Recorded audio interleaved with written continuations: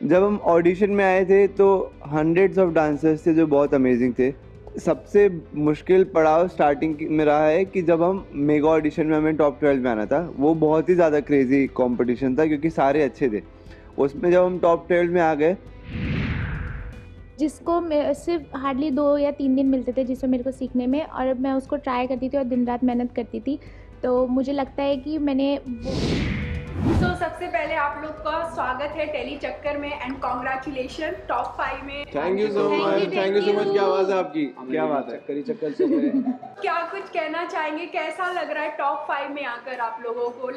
कितना proud moment लग रहा है आप लोग के लिए? हमसे ज़्यादा हमारे पेरेंट्स, मतलब जो हमारे टीचर्स हैं, सबको ज़्यादा प्राउड है।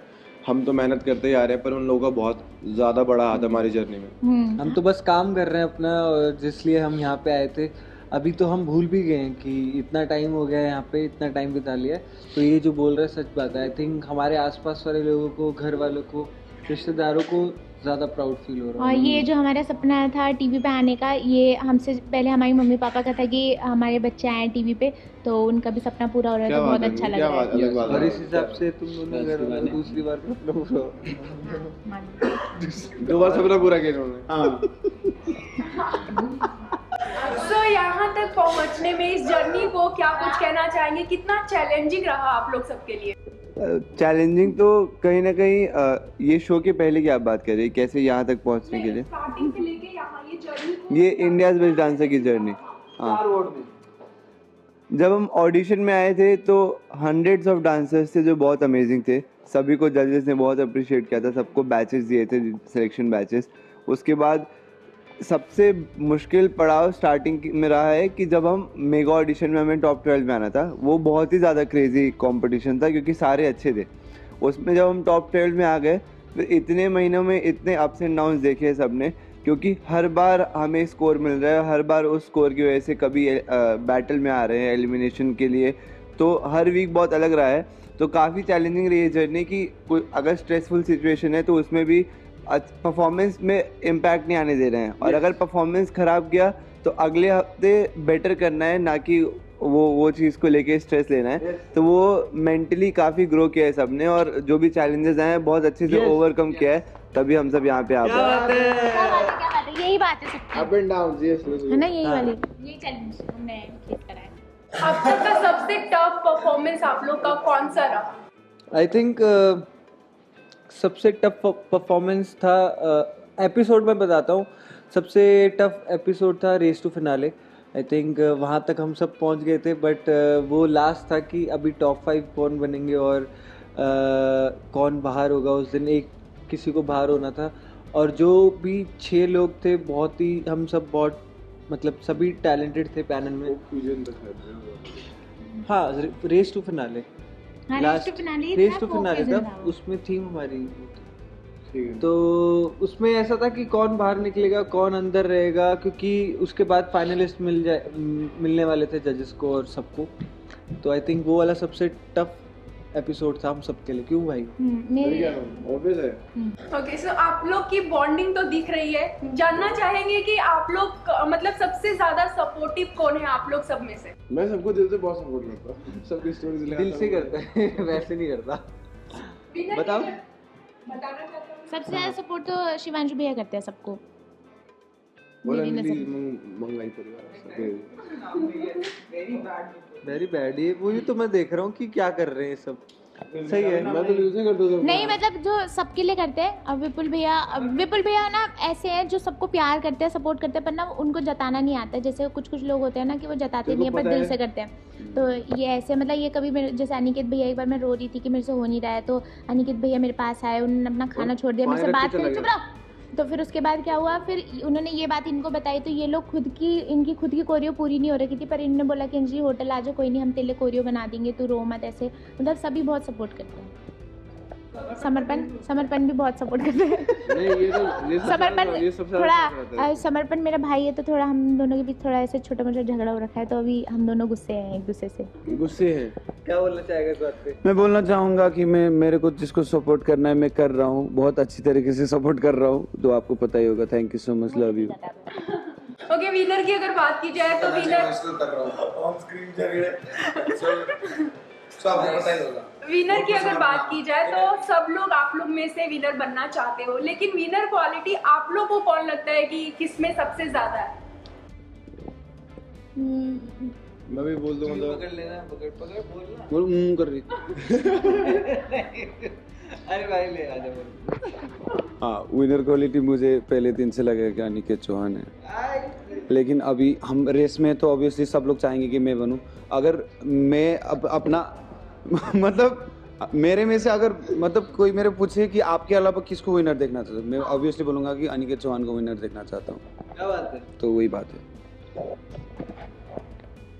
मेरे लिए जैसा कि हम सब टॉप 5 में हैं तो सभी एक तरीके से विनर्स है, वो बात तो सही है, बट मुझे लगता है कि शो में जो कंसिस्टेंसी की बात जहाँ पे आती है, क्योंकि हर एक एक्ट में जब हम परफॉर्म करते हैं और अगर जजेस को हम स्टैंडिंग ओवेशन देने पे मजबूर कर पा रहे हैं या फिर स्कोर देने पे मजबूर कर पा रहे हैं, तो वो अच्छे स्कोर लाने में जो कंसिस्टेंसी रही है, मतलब मैं second half of the show में कंसिस्टेंटली हर बार टॉप स्कोरर रहा हूँ, तो मुझे लगता है कि वो कंसिस्टेंसी दिखाने की वजह से मैं विनर मटेरियल बनता हूँ। मैंने मेगा ऑडिशन तक अपना स्टाइल करा, उसके बाद फिर मैंने अपना स्टाइल मतलब मेरे स्टाइल चेंज हो गया था। मैंने वो स्टाइल्स अपनाए जो मैंने लाइफ में कभी नहीं करा था। मैंने पार्टनर वर्क सीखा, बहुत सारी चीज़ें मैंने न्यू करी जो जिसको सिर्फ हार्डली 2 या 3 दिन मिलते थे जिसमें मेरे को सीखने में, और मैं उसको ट्राई करती थी और दिन रात मेहनत करती थी। तो मुझे लगता है कि मैंने वो मतलब बहुत सारा न्यू स्टाइल्स ट्राई करे और उसको प्रेजेंट करा और जजिस को कोशिश करा कि वो खुश हुए मेरी वो चीज़ देख के। तो मतलब मुझे लगता है कि मैं विनर तो नहीं, मतलब पता नहीं हाँ या नहीं, पर मुझे ऐसा लगता है कि मैं यहाँ तक भी पहुँची हूँ तो बहुत बड़ी बात है। और मेरी नज़र में जो विनर है, सच्ची बोलूँ तो चारों विनर है, पर मतलब ऑडिशन में तो मैंने सोच लिया था निकेत भैया हैं, बट अगर शो में सेकंड हाफ पे देखा जाए तो शिवांशु भैया, और मतलब मेरे प्रोस्पेक्ट से देखा जाए तो विपुल भैया, और पब्लिक की नज़र से देखा जाए तो समर भैया। क्रेजी बता दिया। तो वोट तो पब्लिक ही कर रही है। मैं हाँ ये बोलने वाला, दिखाओ अगर मतलब शो के हिसाब से, कंपटीशन के हिसाब से देखा जाए तो लगातार वोट्स मतलब मार्क्स शिवांशु ने गेन किए हैं, और इस समय इसलिए ये गेम चेंज करने के लिए वोट्स दिए गए हैं ऑडियंस को। तो ऑडियंस के हिसाब से कोई भी विनर हो सकता है, क्योंकि सबकी पर्सनैलिटी बहुत अलग है, किसी के लिए कोई हीरो है, किसी के लिए कोई हीरो है, तो जिसको वो वोट करेंगे वो विनर बन सकता है। और वैसे क्योंकि जजिस के हाथ में जब तक था तब तक शिवांशु हीरो था, अब इस समय ऑडियंस के हाथ में गेम चली गई है, इस समय सारे हीरो हैं। और हमें नहीं पता कि बाहर पब्लिक को क्या पसंद आ रहा है। हाँ वही नहीं, पर तू ज्यादा हीरो है ना, मतलब तूने अच्छी परफॉर्मेंस दी है, मतलब सभी डिजर्विंग है इस बार। मतलब एक तारीफ कर रहा हूँ ऊपर से। कौन बोल रही है? नहीं मैं अच्छा बोल रहा मेरे लिए तो मेरे को लगता है कि कोई भी नहीं बोल। अंजलि बस नहीं, मेरे को लगता है कि हम सब में विनर क्वालिटी है, तभी हम यहाँ तक पहुँचे हैं, और अभी ये हमको यहाँ तक पहुँचा दिया है। ये क्वालिटी थी हमारे अंदर, इसलिए हमको जजेस यहाँ तक लेके आए, और जो भी IBD की पूरी टीम है जो भी इस शो को बनाती है वो यहाँ तक हमें लेके आई। क्योंकि आसान नहीं है। हाँ, क्योंकि ये बहुत डिफ़िकल्ट होता है, क्योंकि जो टीवी पे दिखता है और उसके जो पीछे आई थिंक जो आपको टीवी पे मेहनत दिखती है उससे आई थिंक 10, 20, 30 गुना ज़्यादा यहाँ पे ऑफ स्क्रीन मेहनत होती है।